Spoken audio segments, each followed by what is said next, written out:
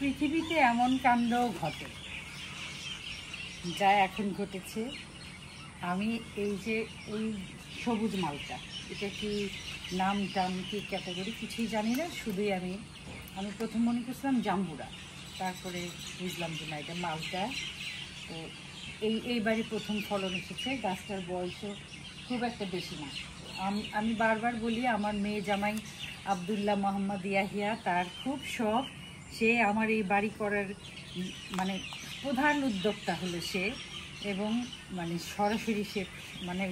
সরাসরি সে অংশগ্রহণ করেছে অনেক কাজে।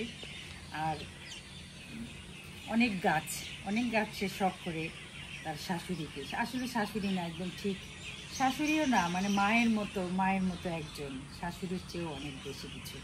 সে অনেক রকম আম গাছ, যেমন সূর্যডিম আম, ব্যানানা ম্যাঙ্গো, তারপরে বড়ই গাছ। বলে যে বাগানের মধ্যে একটা অনেকগুলো গাছ বাড়িতে একটু ঝাঁকি দিয়ে বড়ই পাড়ার মতো গাছ না থাকলে বাগানের সৌন্দর্যই থাকে না। তো ওই মনে হয় এই গাছটা নিয়ে আসছে। তো এই যে এতগুলা, এটা এইবারে প্রথম ফলন। তো আমি জানি না মিষ্টি হবে কি না, বা এটার স্বাদ কেমন সেটা জানি না।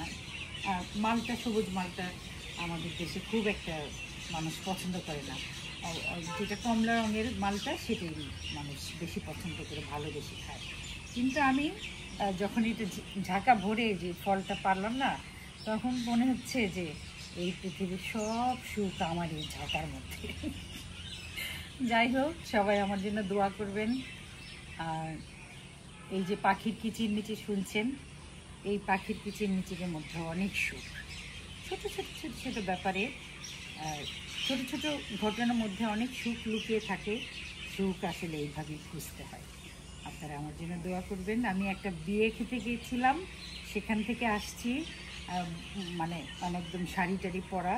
তো হঠাৎ মনে হলো যে আমি কালকে ইনশাল্লাহ আগামীকাল ঢাকা যাবো একটু কাজে। ঢাকায় ফিরবো নাকি বগুড়ায় ফিরবো নাকি গাজীপুরে ফিরবো, এই জন্যে আমি আমার এই বাড়িটাকে বলে অস্থায়ী নিবাস। স্থায়ী কোনো আবাস আমার নাই।